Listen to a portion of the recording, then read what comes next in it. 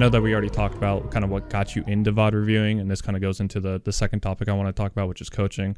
How did like you VOD reviewing and competing kind of turn into a coaching job at Liquid? Like, was there any major thing that was on your resume that Liquid was like, hey, yeah, this guy is like, he's good, he's smart, I want him to coach us, I think he could really help us? Was there anything major? At the time, I mean, so they were interested based off the VODers. Actually, Nocturnal messaged me and was like, he messaged me just asking if I know any analysts, and I was like, what for? And he was like, for a coaching position. And I was like, hi, me. And he's like, you want to try out? And I was like, sure, let's see what happens. And I coached them for like 3 days. We did a lot of work together. I didn't change a lot of the way they played. I just kind of refined it. And then they won Online Tournament 3. They dethroned TSM's streak. And I mean, I guess you don't really need much more of a tryout, or you don't really need to go much further in the tryout than, winning a tournament. So they kind of signed me almost instantly after that. That's awesome. I believe, wasn't one of your first kind of like refinements like telling them to run like a crap ton of snipers? Yeah, it was. Yeah, because at the time, snipers, I think this is early on when snipers just got changed to their own category and stuff. And so people weren't picking it up because, you had to look around sniper ammo. It's not easy to get all the time. But I watched a lot of EU gameplay at the time. And I was like, man, I remember Alliance especially. I was like, man, they're literally running triple snipers. They're bunkering up mid zone, running triple snipers. This is when Evo armors were also a new thing. And most people weren't picking them up, at least because, it was just like, they preferred getting a blue armor because, you didn't have to level up the Evo, which at the time was started at 25. So it was a bit of a risk. So Evo armors and snipers were the first two things I told them to start doing. And things changed overnight. Like the next scrim, every single game they had red armors, which they didn't have before. And they were seeing a lot more success. And then that translated into the tournament.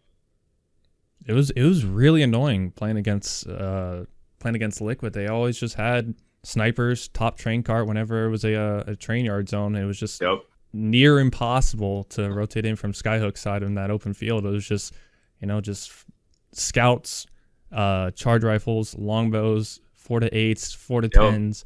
It was just god awful rotating against Liquid just because they had it all. And I remember just a bunch of doing a watch party on OT3, I believe. Was that where you guys dethroned TSM? Yeah, it was OT3. Yeah, OT3.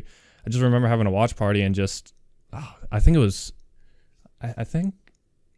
Sentinels, I'm not exactly sure who it was, but they were absolutely mauling over just getting like double charge rifled. And it was just so funny to watch, man. And that was a perfect refinement because just like you were saying, nobody was really doing that. And I remember when Gibby started coming into the comp and you were saying like, the less Gibbies there are, the more powerful Gibby becomes, and vice versa with Pathfinder. And I think that kind of applies to like gun meta as well with like snipers. If a lot of people aren't running snipers, as long as you put your team in that position to be able to thrive with snipers, I mean, lo and behold, it just wins. And I see TSM kind of doing that more and more as of like right now. Imperial Hal, he's just been running charge rifle, and they've been I feel like getting a little bit more consistent results as of late with snipers. And it's just amazing to see. Just one small coaching kind of like refinement really just changed the complete output of or future of Apex just by dethroning TSM with snipers and whatnot. Yeah, and that was a lot of it. Also, like I don't think everybody should be doing it, but I told them that because at the time they were landing Train Yard and what was Drill Station, which is now Countdown. So it just made sense with the way they played. Their play style. I didn't change their play style. I wanted to like just try to help them with their current one. Their play style was what a lot of the top teams were doing, which is just scan beacon, gain center zone, bunker up with Watson, and then just poke at people. And they were doing that before without Evos and without snipers. And I thought it was a pretty no-brainer change to do that. And I know a lot of people have like different opinions on coaches for battle royales because I feel like a lot of people think that battle royales are just completely RNG and there's no kind of strats or whatever, which is just far from the truth and whatnot. And just people have like a lot of different opinions on battle royale teams having coaches. Since you are one, I kind of want to get your opinion on that. Like, do you think that there should be teams that have coaches, or do you think that there are? It's a very what's the word? It's Niche. so, yeah, niche. Do you think just like every team should have a coach, only some, or just none, or do you think coaches really benefit? Yeah, no, absolutely. I think, and I think every pro. I know there's some pros at the time when I got signed as a coach, they probably thought it was a bit silly, but at the same time, I think every pro knows that there's a lot of decision making that goes into every single game, and what to do and whatnot. A lot of pros, I think, also just think they know, like they think they got it figured out, which is great. Like if they do, that's fine, then they don't need one. But I do think there's a lot of benefit to it because what matters the most is like you're gonna mess up a lot in a BR, right? Like you said, there is RNG in it, but what matters most, I think, the coach serves as a really good mediator for like figuring out what actually happened. Because when a fight goes wrong or something, and a team gets picked or fails a rotation, everybody typically only gives like their account of the fight and what happened in the fight and how they think it should have happened or how they see everything.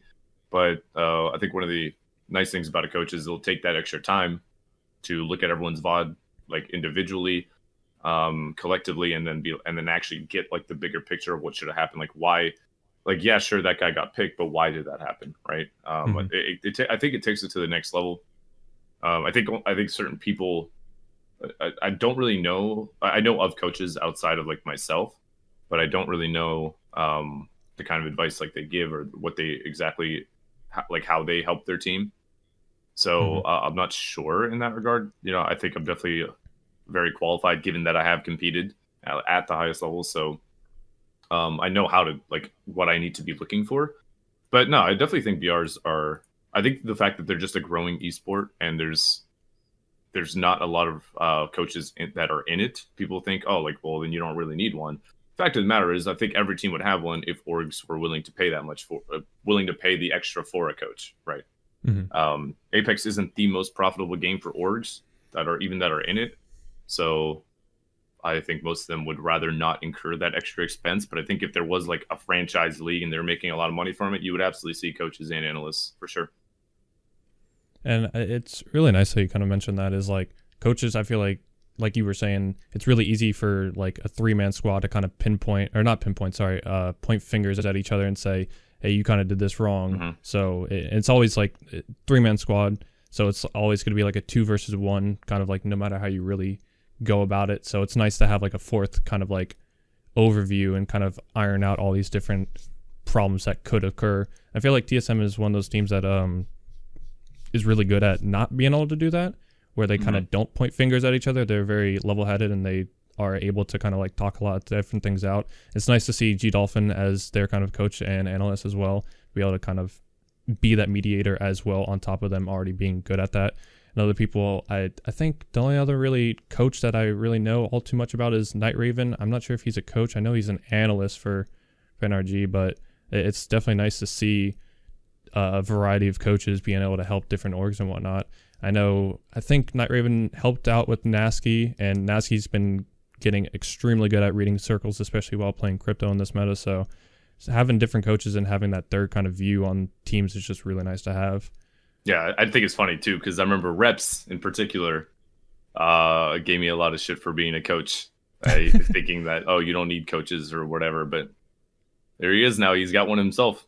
So, yeah, so I think, I mean, I just think it's a matter of do orgs want to pay for it? Because I think there's so much strategy involved and so many things that, like, at the end of the day, VRs are all about, like, exposing yourself to as many scenarios as possible, failing, but most importantly, learning from that failure. You know, like, why did that rotation go south?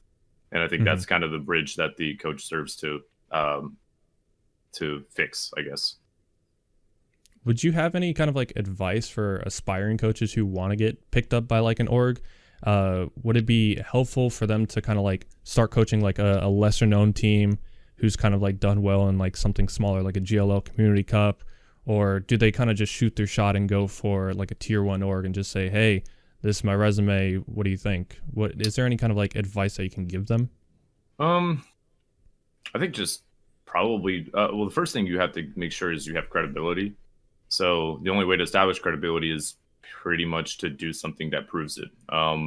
So either like get your name out there, even getting high rank is not bad because a lot of people meme like, oh, like ranked certainly is nothing like comp, but at the same time, it's the closest thing to it outside of comp. So because you still want to play, like if you want high RP, then you have to play slow. You have to play a little bit more methodical. However, your end games aren't going to be as crazy because there won't be that many teams. But proving your credibility in terms of like the way like I did, which was the early VOD reviews that I did. So Nocturnal originally messaged me just to know if I knew any analysts, but I think he was okay with me coaching because like he knew at the time I was doing the VOD reviews. I think most of the pros did. And I had a lot of pros show up too, so I think they found it helpful as well. So like that kind of established my credibility in that sense. And then and then I got that tryout. For other coaches that aren't in the scene, I think it's more about just getting your name out there as much as possible.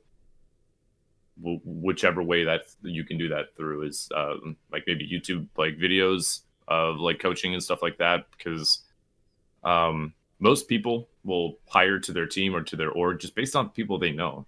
Like when Casper took his break, we immediately sat down. Like we're not going to hold a tryout. We're just going to go to all the pros that we know that need a team, right? So it's all about getting your name out there. And for now, if I was in a position of like a brand new coach and I really wanted to get into coaching, I'd probably put together maybe like a reel of things of like an analysis of maybe of a team that streamed their gameplay, and maybe send it to them and be like, hey, did this analysis, what do you think? If you guys are interested, I'd be happy to coach you or something, or be your coach.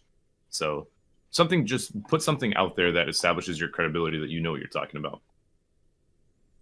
I mean, that's a good point. I mean, do you think that that they should kind of like VOD review and coach like bigger teams, or do you think that they should kind of go for like smaller teams? Because I know like when TSM put out their coaching kind of position, how you would apply for that, how would somebody smaller kind of gain the respect of somebody like the 5-time champions of HAL and Reps when they were looking for somebody? How do you think that a smaller person can kind of gain respect? Because I feel like, especially within NA, I don't want to say there's a lot of egos within NA, but there's just definitely a lot of hard yeah, I just don't want to say it.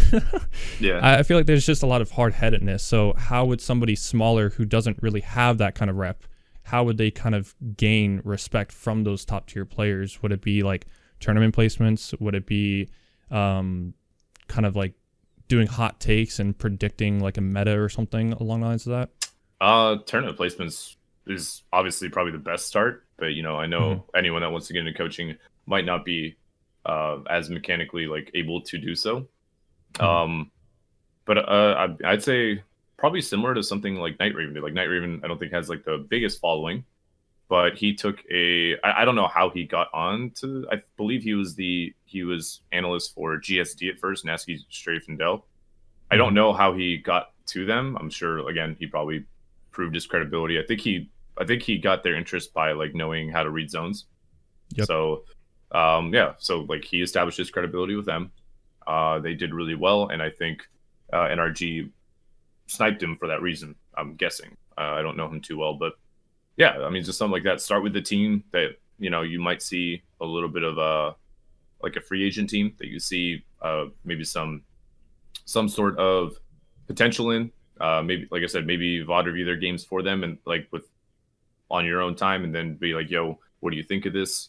And then just try to help them out. I think that's probably the best way to do it, because there are a lot of players out there, I think, that can certainly be top tier competitors, but just need to be pushed in the right direction.